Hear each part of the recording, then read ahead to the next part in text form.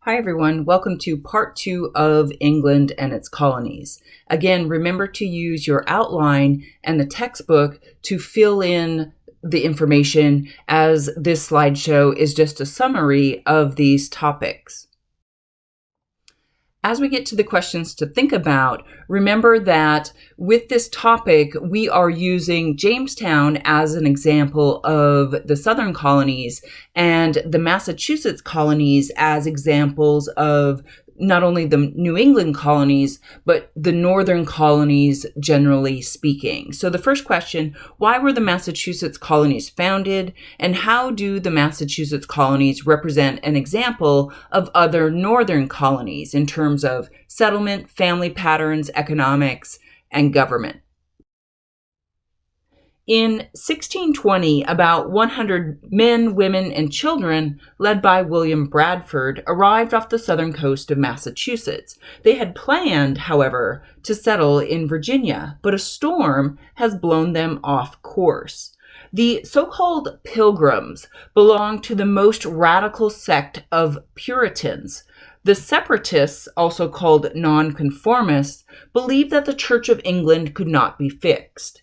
So they decided to make their own congregations. They were separating from the Church of England, and they were pilgrims looking for their new land. They reached the harbor at a place called Plymouth in December 1620. Nearly half of them died of disease over the winter. But because the settlers were outside of the boundaries of the Virginia colony, they made a formal agreement before disembarking the ship. They agreed to abide by the laws made by leaders of their own choosing. Now, some have attempted to argue that the Mayflower Compact is the earliest form of democratic self-government in North America, although the document was only signed by the men on board. And once the colonies were founded, only the full members of the church had any voting rights, and that's not very democratic. In the spring of 1621, the Pilgrims happened upon a Native American man named Squanto, who showed them how to grow corn and catch fish. That fall, they celebrated with neighboring tribes in the first Thanksgiving. What's interesting about this is that our nation has made much of this celebration of First Thanksgiving, but really it was an extension of a common harvest festival called Mabon that had been celebrated for centuries in England. 10 years after the arrival of the Pilgrims, we have the establishment of another New England colony. John Winthrop wished to use the colony as a refuge for persecuted Puritans. He wanted it to be a shining example to England of what a godly community could be. Winthrop believed, therefore, that enforcing religious orthodoxy would ensure civil order. Puritans feared excessive individuality and lack of social unity. And unlike the Virginia Company colony, which ruled Jamestown from London, the Massachusetts Bay Company was self-governing. They brought their colony's charter and the board of directors with them. But just because New Englanders sought religious liberty, this does not mean that they were tolerant of other religious beliefs, as the stories of Roger Williams and Anne Hutchinson demonstrate. The Massachusetts General Court was a legislative body made up of the shareholders in the corporation, but non-Puritans were not able to vote until Plymouth and Massachusetts Bay were combined in 1691. Much more urban than the southern colonies, many New Englanders settled in the budding towns along the coast and further inland. The land tended to be rocky and the growing season relatively short. Most farms scratched out barely a subsistence living. But New England looked to the sea for its opportunities. Cod had been an important aspect of the European diet for centuries, and the waters off the coast of New England had some of the heaviest concentrations of cod in the world. Whales also supplied oil for lighting and lubrication. The growth of fishing led to the development of shipbuilding in the colonies. And shipbuilding was one of colonial America's first big industries, and it nurtured many related businesses in the colonies, including timbering, sawmills, iron foundries, sail lofts, fisheries, and of course, taverns. As a result, skilled workers were in high demand in the seaports, as it took 4 to 6 months to build a major sailing ship. New England would be heavily involved in what is commonly called the triangular trade. It's not exactly triangular, it's more complex than that. But an example of this trade was New Englanders shipped rum to the west coast of Africa, where they bartered for slaves. They then took the enslaved Africans to the West Indies, the Caribbean, and then returned home with various commodities, including molasses, which they manufactured into rum. In another version, the New Englanders shipped provisions, including fish, bread, pork, beef, and corn, to the Caribbean, and then carried molasses and sugar to England in return for manufactured goods. When we take a look at the social settlement patterns here, because entire communities of religious or ethnic groups migrated more often to the northern colonies than to the southern colonies, they brought many more women with them. Because of the better climate, more children survived to adulthood in New England than in the southern colonies, and families were more likely to stay intact as a result, and fewer New England women became widows. Out of necessity, the American colonists imported manufactured goods from Europe, including hardware, machinery, paint, instruments for navigation, wine, and many household items. The colonies therefore serve as an important market for goods from the metropole. I want to emphasize the relationship between the metropole and the colonies. The purpose of the colonies is to enrich the metropole. This is not an equitable relationship. The colonies do not stand on the same ground as the metropole in terms of importance.